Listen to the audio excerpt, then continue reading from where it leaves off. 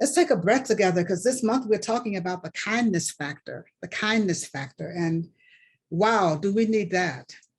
The kindness factor, the act of generosity, of generosity of heart, generosity of spirit, the act of compassion, the act of love, the act of love.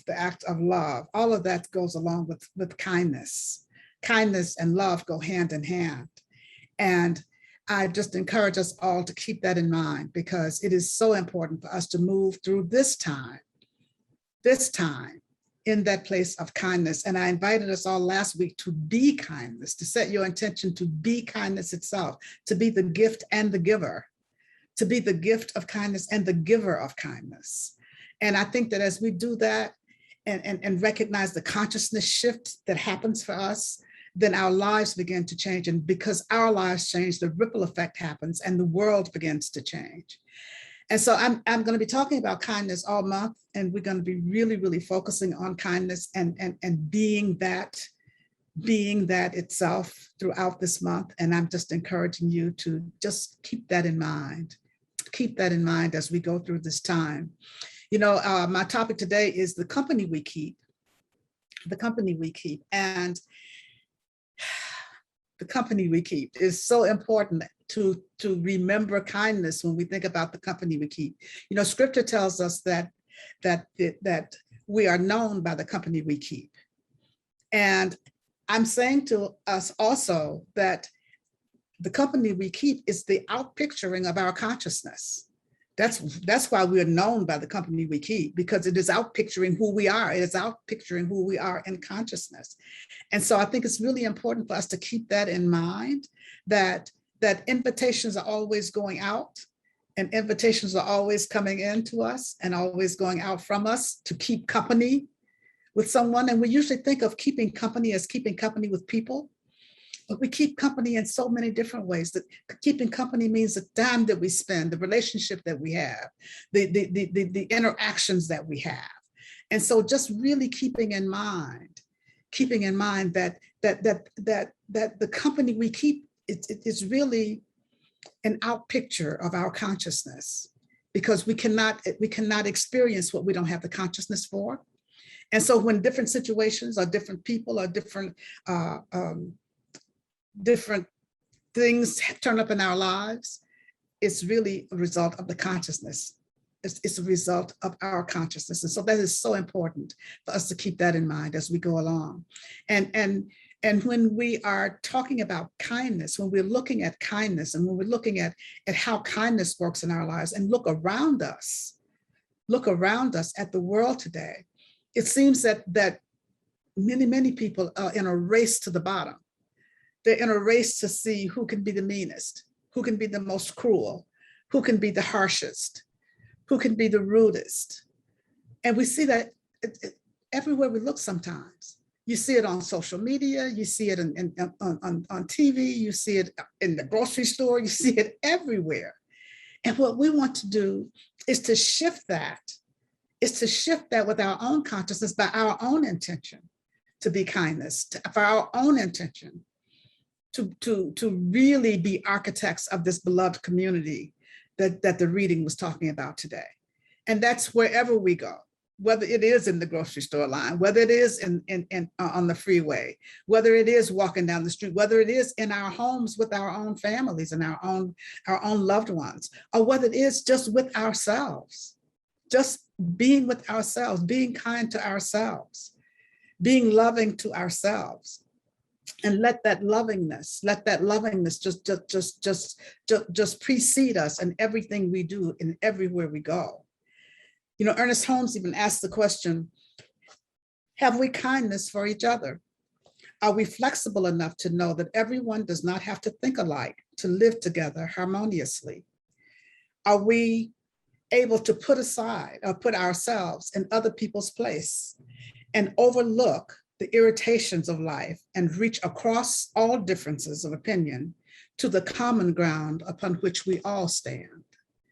Are we able to put aside our differences? Are we able to recognize? Are we flexible enough to know that we don't all have to think alike? We don't all have to see things alike. We don't all have to choose the same things. And we can still live together in harmony. We can still live together as brothers and sisters on the planet. Or we can perish together, as Martin Luther King says, as fools on this planet. So it is so important for us to keep that in mind as we go through this time. And so today, in talking about the company we keep, just some things I want you to keep in mind. Start to assess the company that you're keeping. Start to assess the company that you're keeping. It could start with people, because that's what we generally think about when we think about company, the people in our lives. You know, it's an interesting thing about the company we keep and consciousness. Can you remember a time in your life when there were certain people in your life or certain situations in your life that were constantly there, and as you began to grow spiritually, as you begin to unfold in a different kind of way, as you begin to become your authentic self, those people began to fall away? Those people just aren't in your life anymore, that they're not attracted to you and nor you to them. They just begin to fall away. That's what happens. That's how consciousness works. When our consciousness shifts, anything that is not of the same consciousness of like vibration will fall away. Those people, those situations, those circumstances just begin to fall away. And so it is really important for us to look at the people who are in our lives now, the situations who are in our lives now, the circumstances that are in our lives now, to tell us where we are in consciousness. And if we don't like what we see, you know what? We can change it.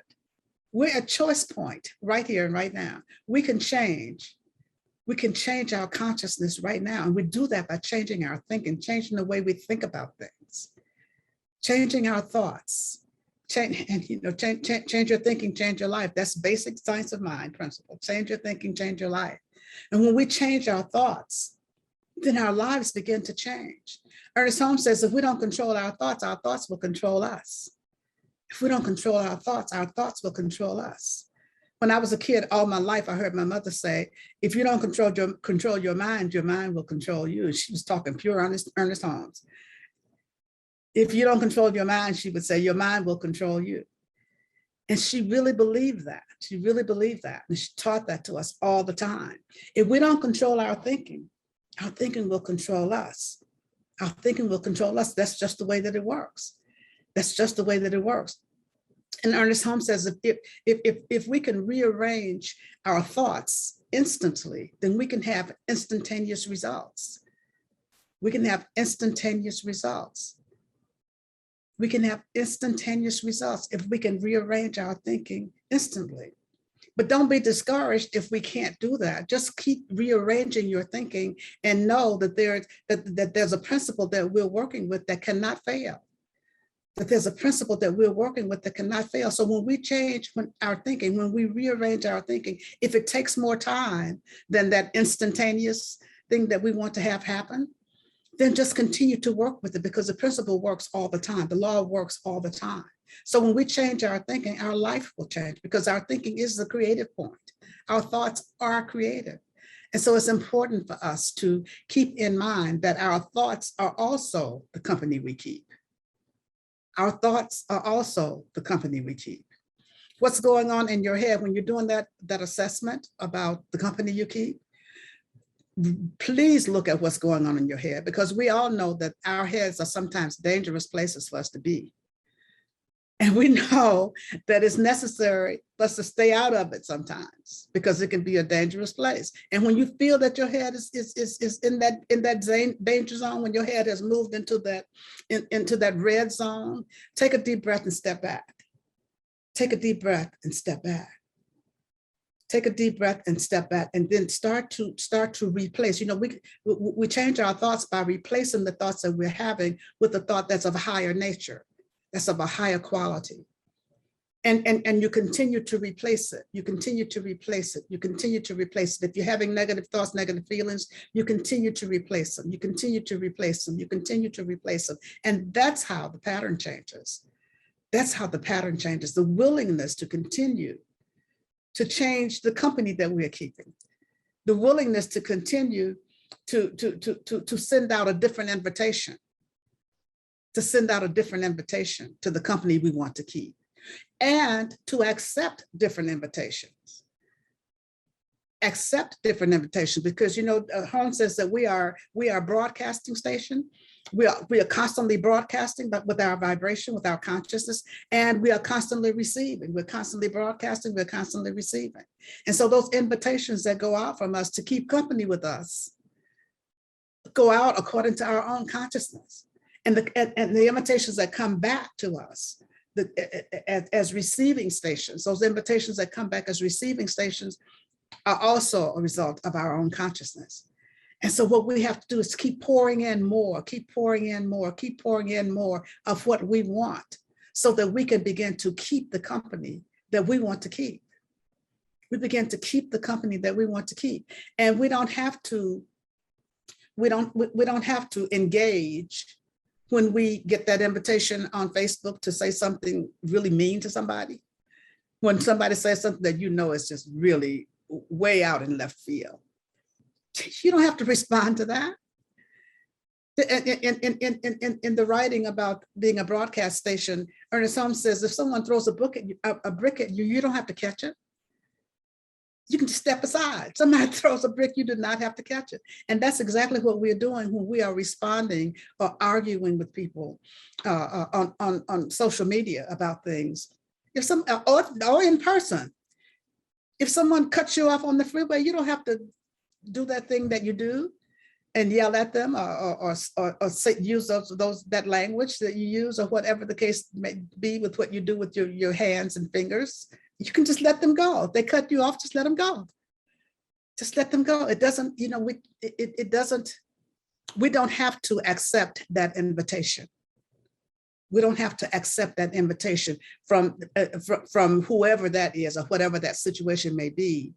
We don't have to accept that invitation to keep company with drama, to keep company with anger, to keep company with meanness, to keep company with blame, to keep company with shame. We can accept invitations and send out invitations with our own consciousness to keep company with love, to keep company with forgiveness, to keep company with balance and with harmony, to keep company with those things that we want in our lives, those things that we want to experience in our lives. And so that's why I'm inviting you today to assess the company that you're keeping. Assess the company that you're keeping, and then determine whether or not you want to keep it. Determine whether or not you want to keep it. That's the second thing for you to do. Set the boundary. If you decide, no, this isn't company I want to keep, you're at choice point. Set that boundary. Set that boundary. You have a right to set a boundary and say, and choose what you want to have in your life. Choose what you want to have as a part of your experience. We all have a right to do that. We have a right not to catch that brick. If somebody throws it, just let them throw it and step aside and keep on going, keep on moving forward. Keep on moving forward and be willing to be who you are. Be willing to be that beneficial presence on the planet that we talk about. To be that beneficial presence on the planet. When we are in that place of kindness, and I keep coming back to kindness because this is what it's all about. When we're in that place of unconditional love and premeditated kindness, which is what I was talking about last week. I love that idea, premeditated kindness. Premeditated kindness. And what that reminds me of, there's a writing by an essay by Howard Thurman, where he says that you cannot keep open the door to your heart, that there's no way that you can keep me from loving you. There's no way I can keep you from loving me. No matter how hard you try, you can close your heart, you can close all doors, but there's no way you can keep me from loving you. And there's no way I can keep you from loving me. I think that's awesome. I think that is awesome. And when we think about kindness and love going hand in hand, and we decide that we are going to practice and be premeditated kindness, nobody can block that. Nobody can block your kindness. They may decide they don't want certain actions from you. They don't want to accept what you're giving them, but that's on them. That's on them. That's not up to you. It's just for us to be what we were created to be. Givers and receivers of love. That's what we were created to be. That's our purpose on this planet. to be givers and receivers of love. And we exhibit that love through our kindness, through our acts of kindness, through our kind words, through our kind thoughts, through our blessings, through our support of others, through our trying to always live our lives in a way that life is going to be better, not only for us, but for anyone who comes in contact with us. That there will be a smile for everyone, even when we don't feel like smiling sometimes, that there will be a smile and a nod and continuing to move forward and just releasing and letting go, and releasing and letting go of the stuff that we hold on to. And so I invite you to really, in addition to assessing the company that you keep, decide what invitations you're going to hold on to. Decide what invitations you're going to send out, and decide what invitations you're going to accept, because it's up to you. It's up to you. And then once you make that decision, stand in your own power. Stand in your own power. Stand in your own integrity. Stand in your own authenticity. Dare to be who you are. Dare to be who you are. And dare to make the choices that are for the highest and best for you and for all with whom you come in contact. Dare to be your authentic self, as I talk about a lot. And you know, when we really get into being our authentic selves, we find that we don't have to compartmentalize. We don't have to compartmentalize our lives. We don't have to have our spiritual life over here and our work life over here and our love life over here and our friendships are over here. We don't have to have all that. We realize that there's only one life, and we have only one life, and we can be the same person. We can be the same person in each aspect of our lives. We can be the same person in each area of our lives. And before we really come to recognize that we have that right to be who we are wherever we are, then we start to compartmentalize. I remember many years ago, I lived in another state, and I had a lot of friends in different areas of my life. And they were all very good friends. And when I got ready to leave, I wanted to have a big party and invite everybody so that I could say goodbye to everybody at the same time, rather than having to have lunch over here and dinner over there and breakfast over here and phone call here and whatever. Let's just have a big party and invite everybody. But I knew that everybody that wouldn't work, because they wouldn't get along, because everybody knew a different part of me. Everybody knew a different me. And so when they came together, if they started to talk about their experience with me, some of them would wonder who on earth they were talking about, because there was not that consistency there. There was not that consistency there. And so that was really disturbing to me, because I couldn't have all of them together, because I knew that wouldn't work. But that disturbed me for many years. And until I began to really go deeper in my spiritual practice, in my spiritual work, and allow all the stuff to fall away, and to recognize and to stand in who I am. Stand in who I am. Yes, I have different friends that I do different things with. I have different friends that I discuss certain things with. I have different people in my life that who enjoy certain things that other friends don't enjoy. But they all are dealing with me. They all are dealing with me, the authentic me. And so that's what I'm inviting you to do, to really look at who you are, and then allow who you are, the consciousness of who you are, to attract those people in who are your friends in whatever aspects of your life, because there's only one life. But whatever activities that we find ourselves involved in, whatever activity we find ourselves involved in, it's important for us to be our authentic self and to allow people to see who we are as we allow ourselves to be who we are. And if we are being our authentic, loving, kind self, then everybody gets to experience that kindness. Everybody gets to experience that premeditated kindness. Everybody gets to experience that unconditional love. And you can bring them all together, and they can be as different as night and day, and they can still come together. They can still come together and still appreciate being together, and appreciate that they all know you. Some years ago, before I moved here, I had a officiated rather, memorial service for a woman who had a lot of friends. And after she passed away, her daughter wanted to have her closest friends to come to a brunch at her condo, and just to celebrate her mother's life. And so they had this brunch, and all these people were there, and none of them knew each other. And each one of them thought that they were her best friend. Each one of them, she had made each of them feel that they were her best friend, and they all came together, and they all had such wonderful things to say about this person. And they realized they all knew the same person. They just didn't know each other, and they just didn't know that person in that aspect of her life, in those activities in which she was engaged. But they all knew the same person, and they all loved the same person. I thought that was just a really, really wonderful example of what it means not to compartmentalize, of what it means to stand in your authenticity, of what it means to be who you are, no matter who it is that you're with, no matter what activity you find yourself engaged in. When you are being who you really are, then the company you keep, it's the same company. They have different names.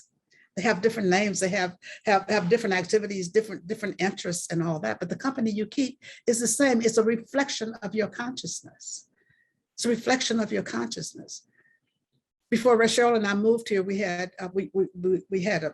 our last Christmas brunch in California, and we had brunch on Christmas morning, and there were about 30 people who came, and many of them didn't know each other, but and there was no issue about bringing all these people together who didn't know each other, different walks of life, different interests and whatever, but they all came together, and they all got to experience the love and the care and the connection that we all had, and getting to know each other. And it reminded me so much of that time many, many years ago when I was leaving another place, and I couldn't invite all my friends because I was afraid they might fight. They wouldn't get along. So the important thing for us to keep in mind is that the company we keep is a reflection of our consciousness. And if our consciousness is a consciousness of love and a consciousness of kindness, then we are always keeping the same company, because our company is always a part of that one life, that one power, that one presence, that one mind, that one intelligence, that one love that permeates everything, that one love that is in the midst of everything. That one love, that one heart. That's what we will see when we begin to bring everyone together. When we begin to really look at the company we keep. We want the company we keep to be that one company. That one company is the company we keep. That one company is the company of God, the company of the all that is. And allowing it to just flow, allowing it to just evolve, allowing it to be all that it was created to be through each and every one, through each and every situation in which we find ourselves. When we can keep our hearts open, when we can keep our minds open, when we can keep ourselves in a place of intention, in a place of living intentionally, in a place of loving intentionally, in a place of being kindness intentionally. When we can do this, then we can really, really, really, really be architects of the beloved community. We can be architects of the beloved community. We can be not only spiritual revolutionaries, we can be spiritual evolutionaries. We can evolve. We can allow ourselves to evolve into all that we were created to be. By practicing loving kindness. And when we do that, the company we keep is just one, because we are a part of the one life and the one mind and the one intelligence and the one essence. And we allow that one to shine forth from us in every aspect of our lives. in everything we do, every place we go. And that's what I'm inviting for you today. That's what I'm inviting for you today, to keep the company of the one. Keep the company of the one foremost in your mind, in your heart, in your practice, in your world. Keep the company of the one, and then walk forward. Walk forward. Walk forward as your authentic self in that one, knowing that you're always walking in the love of God. You're always walking in the love of the one. God bless you. Let's take a breath as we turn within in this moment.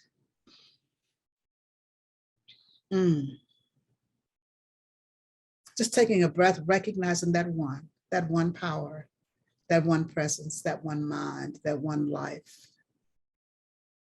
that one activity, that one love, that one heartbeat, that one vibration, that one essence, that one that I choose to call God, that one that is the source of our being, that one that is my very life, that is that from which I can never be separate, that one that is the life of each of us here this day, that one in whose image and likeness we are all made, that one that lives and moves and has its being in me as I live and move and have my being in it, as we all live and move and have our being in it.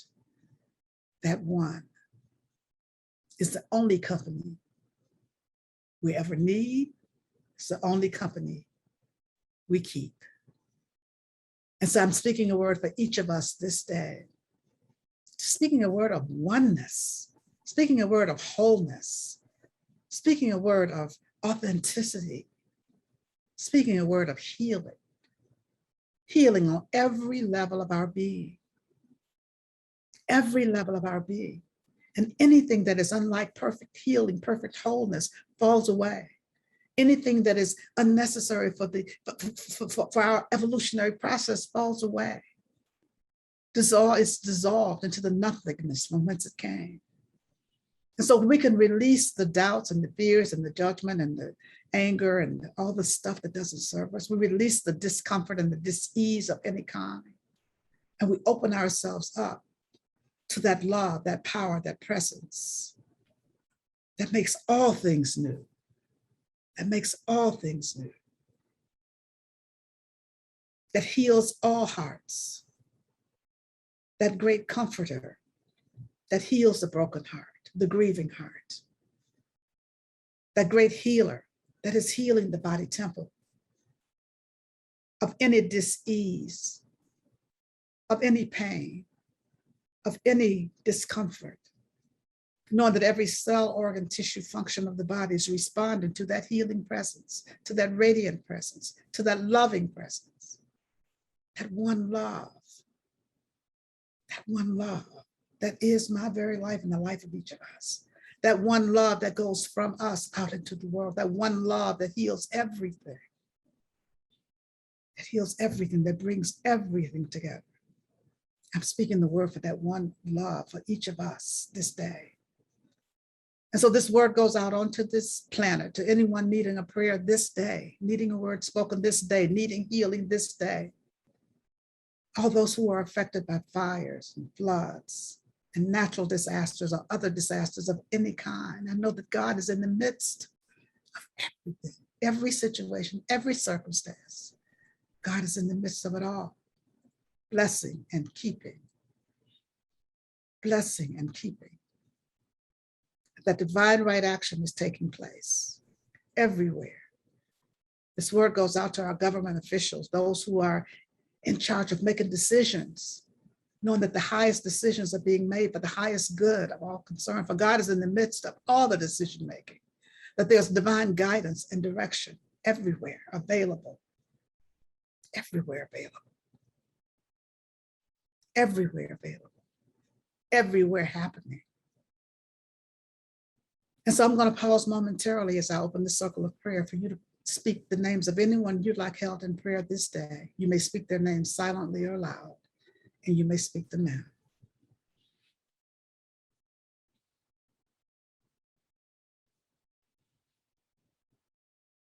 And so for all those whose names were spoken here this day, I know that God is right in the midst. God is right where each person is, blessing and keeping, that healing is happening in every life, in every situation, in every circumstance, for God is in the midst of everything.